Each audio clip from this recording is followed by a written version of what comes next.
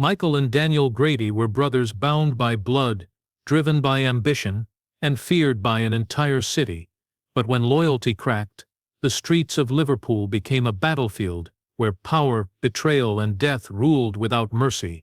In the heart of Liverpool's once bustling docklands, where cranes now stood rusted and the air carried the weight of lost industry, a new kind of power was rising.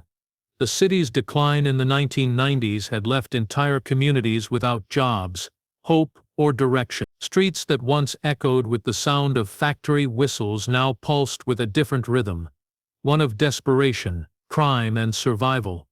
From these forgotten corners emerged two brothers, Michael and Daniel Grady, whose names would soon send chills through the entire city. They weren't born into privilege or influence.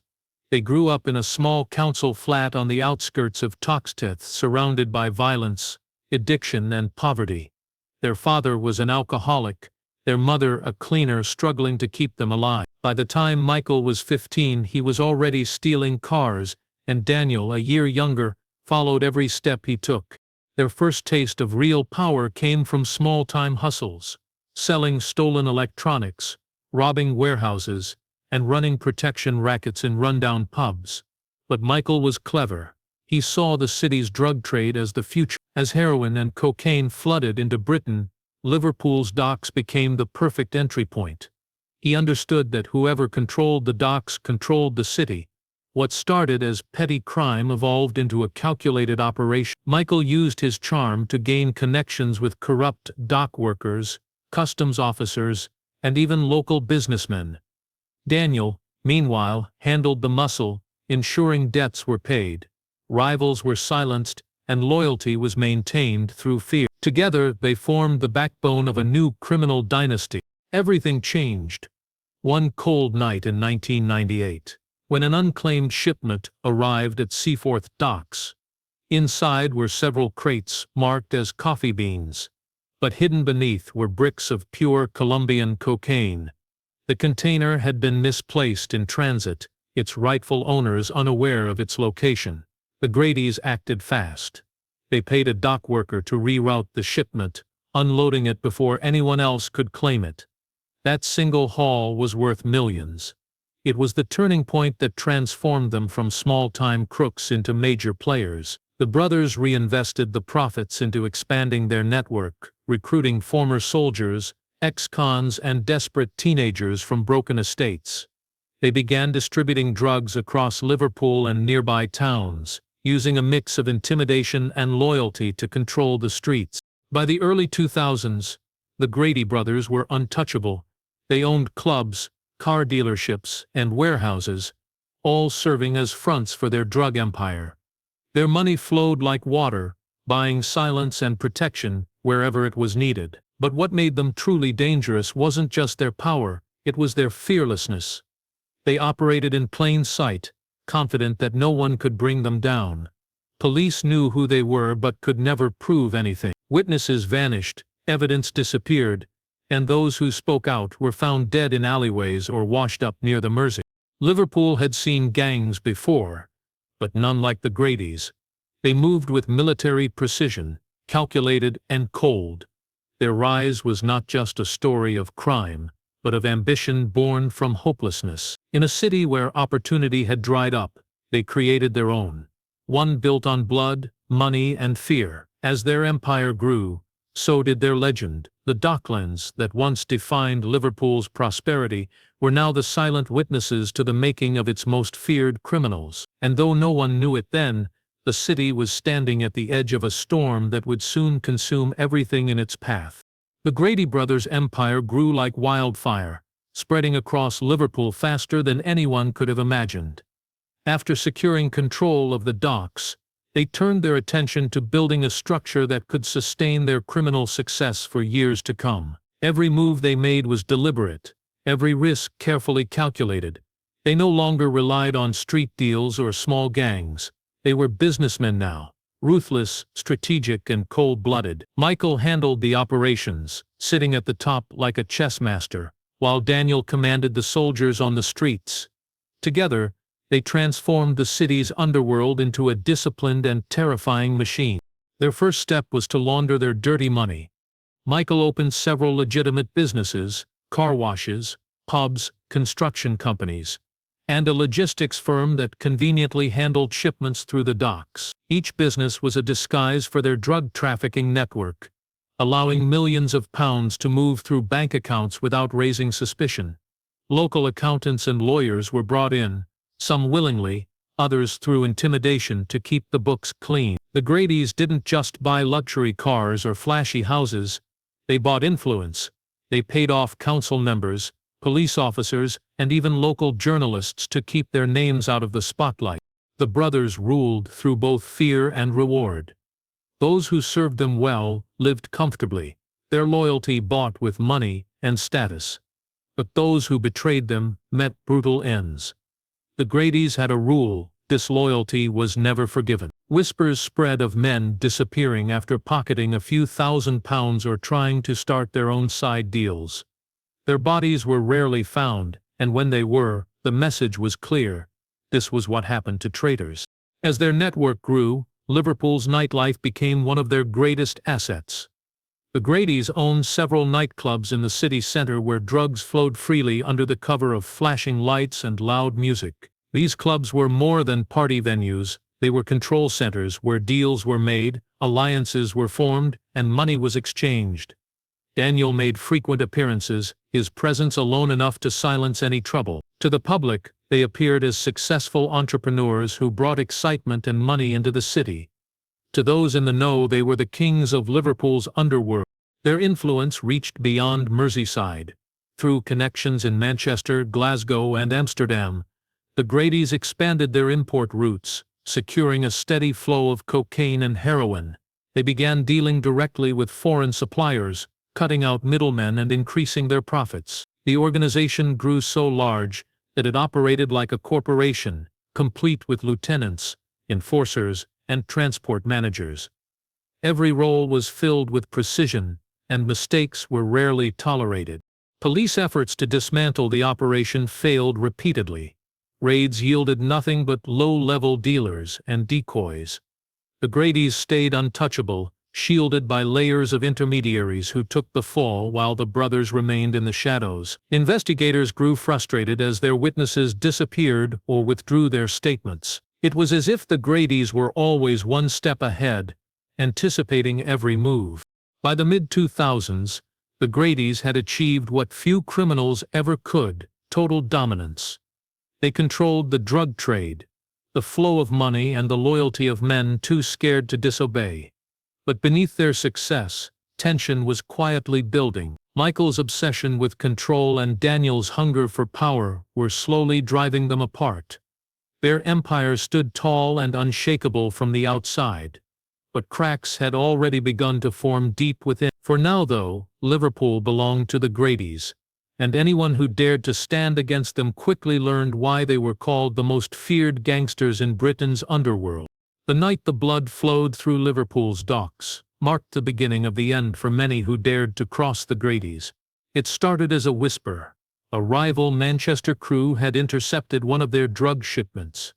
For the Gradys, this was more than theft, it was an act of war. The cargo, hidden inside containers of imported furniture, was worth nearly £2 million. When Michael heard about it, his fury was quiet but dangerous. He believed fear was the strongest currency, and anyone who challenged his empire would pay the ultimate price. Within hours, Daniel assembled a team of loyal men, all dressed in black, armed with machetes, shotguns, and iron pipes. The docks that night were cloaked in fog, and the air carried the faint hum of ships anchored in the distance. What unfolded was an event that would forever be remembered as the blood on the docks. The Gradys struck with surgical precision. The rival crew never saw it coming. The attack lasted less than 20 minutes, but by the time it was over, 7 men were dead, and the rest had fled into the night, leaving behind the stolen shipment and trails of blood. The next morning, police found burned-out vans near the waterfront, the smell of petrol still thick in the air. No one dared to speak about what had happened. The Gradys had made their point, Liverpool was theirs, and anyone who threatened that would vanish without a trace. Fear spread faster than news. The docks, once filled with the noise of cranes and chatter, grew eerily silent after dark. Workers refused to stay late, and sailors whispered stories of men being dragged into the shadows and never returning. The brothers used the massacre to reinforce their dominance. They started calling it the Message, a brutal reminder that loyalty wasn't optional. Those within their organization began to fear them more than they feared the law. The Gradys had achieved what every gangster dreams of: complete obedience through terror. But behind the scenes, Michael was uneasy. The level of violence had drawn too much attention. Reporters began investigating mysterious disappearances, and police presence around the docks increased. Still, no one dared to name the brothers publicly. Everyone knew what happened to those who spoke too much. The Gradys began operating with more sophistication after the massacre. They divided their territories into zones, each run by trusty lieutenants who reported directly to Daniel. Security tightened, operations became cleaner, and communication was coded, but violence remained the foundation of their empire. When a group of small-time dealers tried to form their own network, their bodies were found hanging from a bridge near Bootle, with a simple message spray-painted nearby: "Stay in line." The symbolism wasn't lost on anyone. As the years passed, the docks continued to be both a lifeline and a graveyard. Money poured in, but so did blood. Every deal, every shipment carried the weight of danger. The Gradys thrived in that environment, their fearlessness feeding their reputation. Yet beneath the surface, paranoia began to creep in. The more power they gained, the more enemies they made. Even within their ranks, whispers of greed, jealousy, and revenge began to circulate. The docks that had made them powerful were slowly becoming a curse, haunted by the ghosts of their victims. What began as a message of dominance was turning into a warning of the chaos yet to come.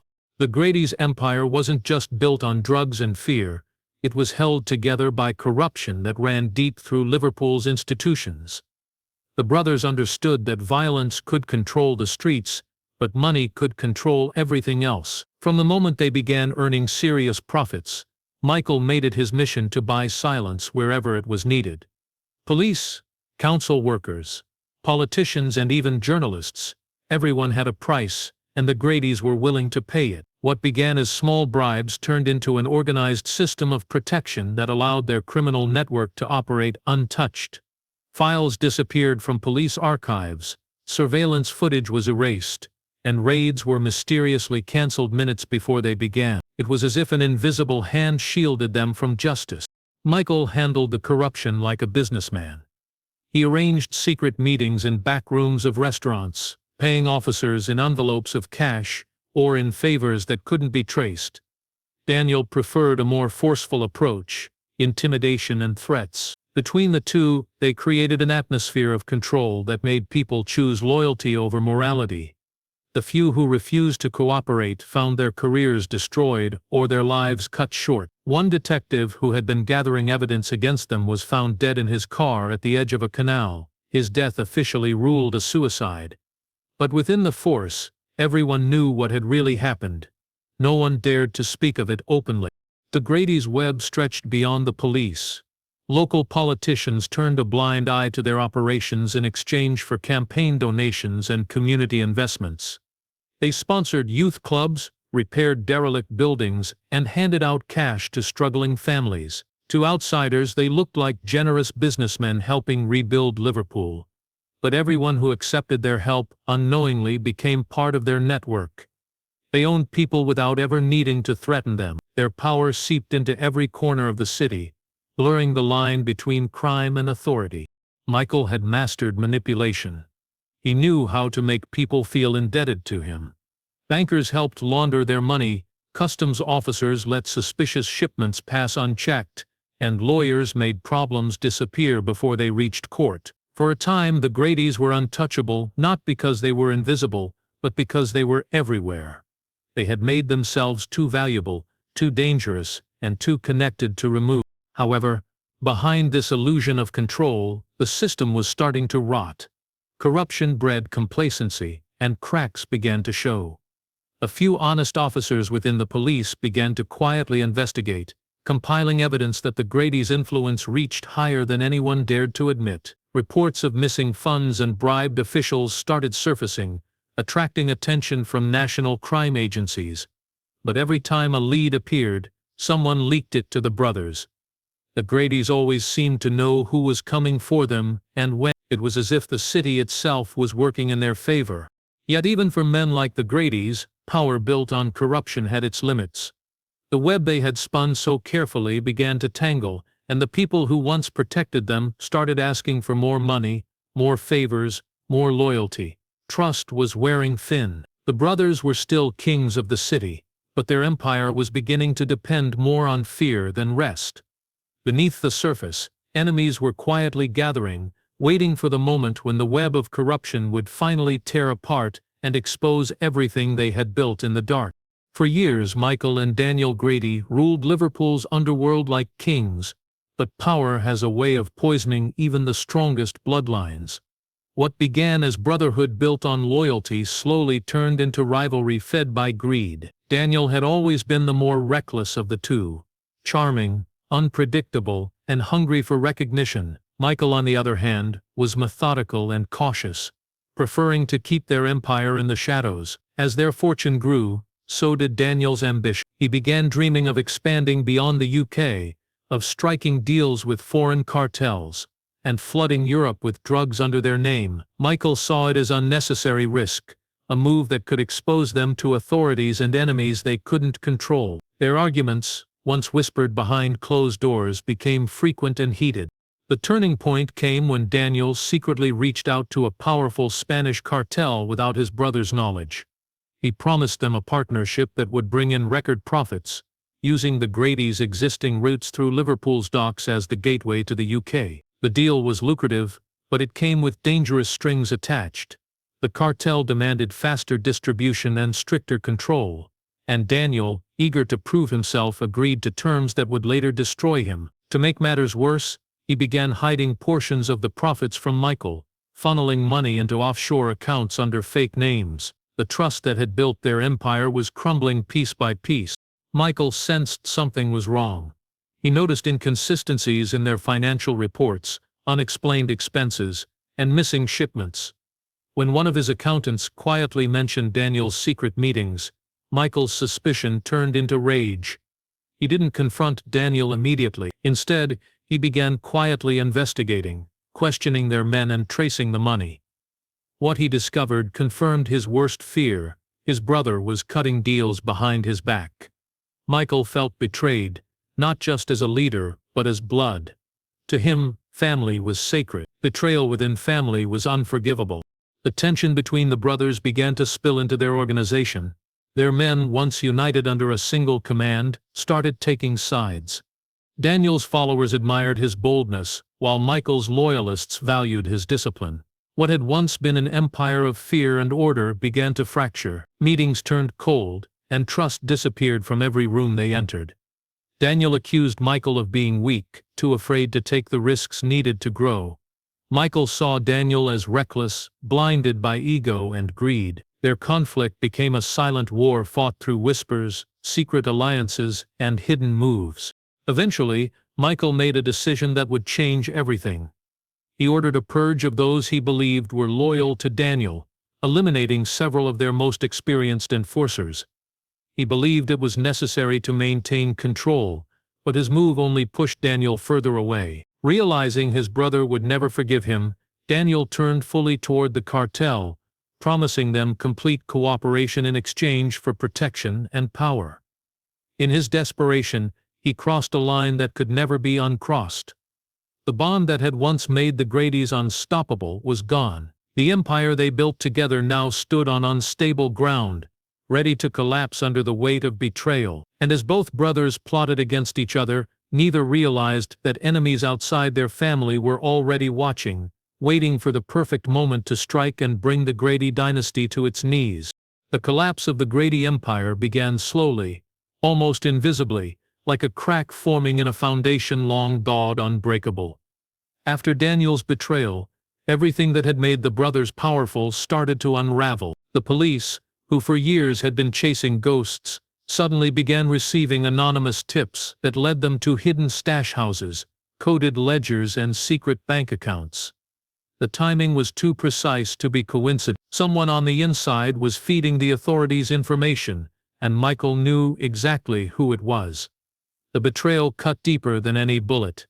His own brother, the one he had protected since childhood, had traded loyalty for survival.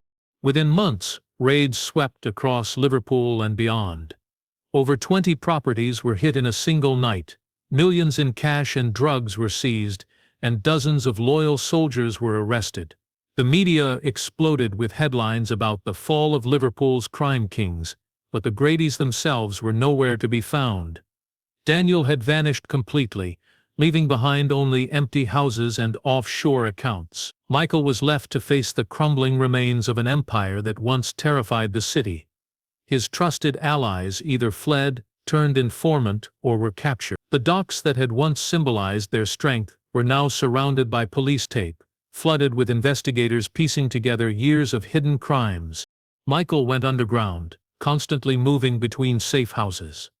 His paranoia grew worse by the day.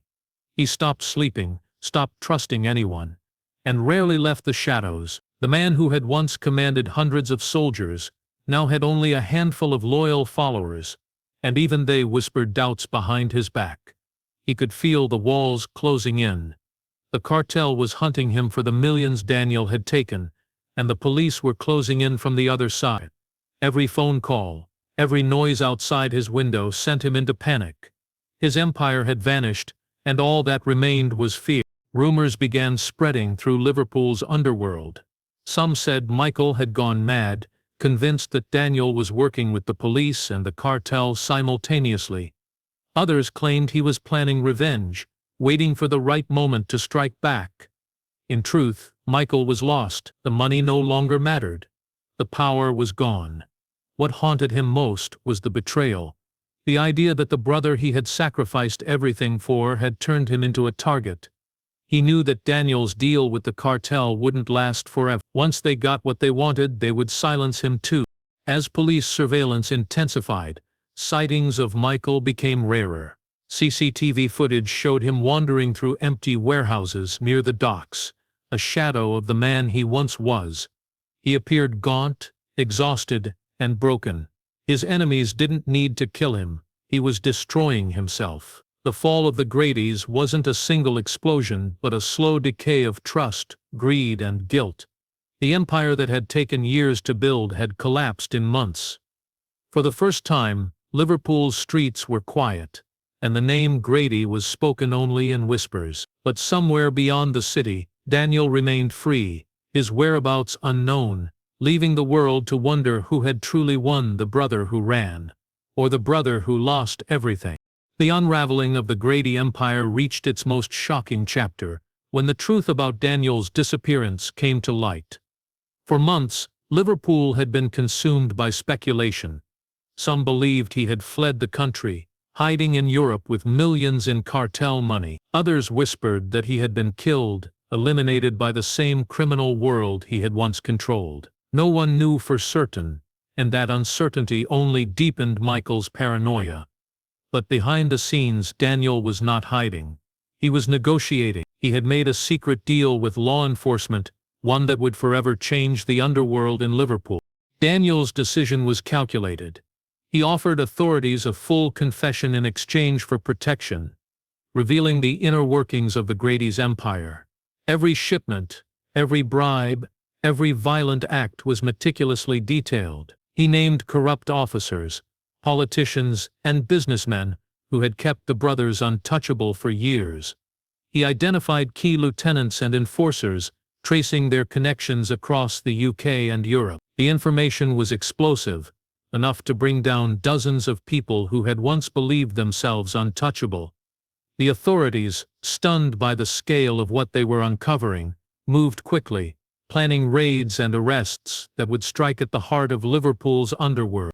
Michael, meanwhile, remained unaware of the full extent of Daniel's betrayal. He continued hiding, moving from one abandoned warehouse to another, thinking he was still in control. But the walls were closing in faster than he could imagine. His men were being picked off one by one, arrested, turned informant, or eliminated under mysterious circumstances. The empire he had built on fear and loyalty was collapsing under the weight of his brother's revelations. Every step he took was being monitored, every safe house tracked, and every ally questioned. The very city he had once dominated was now a trap. The final confrontation came quietly, but with undeniable finality. Police, acting on information supplied by Daniel, surrounded one of Michael's last known hideouts at a derelict warehouse along the Mersey. Inside, Michael knew the end was near. His options had vanished, the men he trusted were gone, and the cartel he had feared was no longer a distant threat. They were closing in for the money Daniel had taken. Alone, he faced the culmination of years of power, ambition, and betrayal. By the time officers breached the building, Michael was dead. A single gunshot wound to the head, the only sign of life that remained. In his hand, a note contained only 3 words: "Blood betrays blood." The fallout from Daniel's deal sent shockwaves through Liverpool. Corrupt officers were suspended or arrested. Businessmen lost their wealth and influence, and politicians faced inquiries into their connections with organized crime. The Grady's empire was dismantled completely, leaving behind a vacuum that reshaped the city's criminal landscape. But the story did not end with arrests and headlines. The legacy of fear and violence lingered, a reminder of how deeply the brothers' control had penetrated everyday life. Families who had suffered at their hands still whispered their names, and former allies carried scars, both physical and psychological, that would never heal. Even years later, the mystery of Daniel's life continued. Some believed he had vanished under a new identity, living quietly in Europe, forever shielded by the deal he struck. Others suspected that the cartel or former enemies had eventually caught up with him, silencing him as quietly as he had silenced his rivals. What remained clear was that the Grady's story was not merely about crime. It was a tale of loyalty and betrayal, power and fear, ambition and downfall. Liverpool's most feared gangsters were gone, but the echoes of their reign lingered, a haunting truth about the cost of living outside the law. Years after the fall of the Grady Brothers, Liverpool was forever marked by their reign of terror. The docks, once the beating heart of the city's criminal empire, had been cleaned up, patrolled more heavily, and monitored constantly. On the surface, life seemed to have returned to normal. Children played in parks that had once been no-go zones. Businesses reopened without fear of extortion, and the streets felt safer. But beneath this veneer of normality, the city carried the scars of decades of fear and violence. The legacy of the Gradys was not just in the memories of their victims or the headlines they made, it was in the way they had transformed the very culture of Liverpool's underworld. The brothers' story became the stuff of legend. People whispered about their audacity, their intelligence, and their cruelty. New gangs emerged, trying to replicate their success, but none ever reached the same level of fear or influence. Law enforcement used the Gradys as a cautionary tale, a reminder of how quickly organized crime could grow if left unchecked. Their empire had been dismantled, but the principles they employed, corruption, intimidation, and strategic alliances, continued to influence criminal networks across the city. Liverpool, in a way, had learned both from their rise and their fall. For ordinary citizens, the Grady's story was more than sensational headlines. It was a lesson in survival and distrust. Many who had lived in their shadow remained cautious, never fully forgetting the men who once dictated every corner of their lives. Shopkeepers who had paid protection money, dock workers who had smuggled shipments, and families who had lost sons or brothers still carried the psychological scars. Some tried to rebuild their lives quietly. Others moved away, seeking a future untangled from the shadow of fear. Yet everywhere in Liverpool the name Grady remained a symbol of what could happen when ambition is coupled with ruthlessness, and when power goes unchecked. The police and authorities continued to study the remnants of the Grady's network, uncovering hidden accounts, secret properties, and coded ledgers. Each discovery painted a more vivid picture of how extensive the brothers' influence had been, reaching far beyond the docks into businesses, politics, and social services. Daniel, whose fate remained a mystery, became a figure of speculation. Some believed he had successfully vanished under a new identity, using his deal with law enforcement to build a quiet, anonymous life somewhere in Europe. Others theorized he had eventually been eliminated by the same cartel that had once supported him, the debts of betrayal catching up in the shadows. Despite their absence, the Grady's impact could still be felt in the city's criminal landscape. New gangs operated differently, more cautiously, aware that law enforcement had learned from Liverpool's most infamous brothers. The fear they once commanded had left a void, one that shaped behavior and strategy among those who dared to follow in their footsteps. Liverpool itself seemed to remember, the streets whispering the lessons of history to those willing to listen. The story of Michael and Daniel Grady was not just about crime or violence. It was a tale of ambition, loyalty, and betrayal, of how two brothers could rise from the shadows and dominate a city. It was a story that warned that power built on fear and corruption is fragile, vulnerable. Betrayal from within, and exposure from without. The brothers were gone, their empire destroyed, but the truth of their reign lingered, a dark imprint on Liverpool that would not easily fade. Their legacy remained, a haunting reminder that the line between survival and destruction is often only a heartbeat away.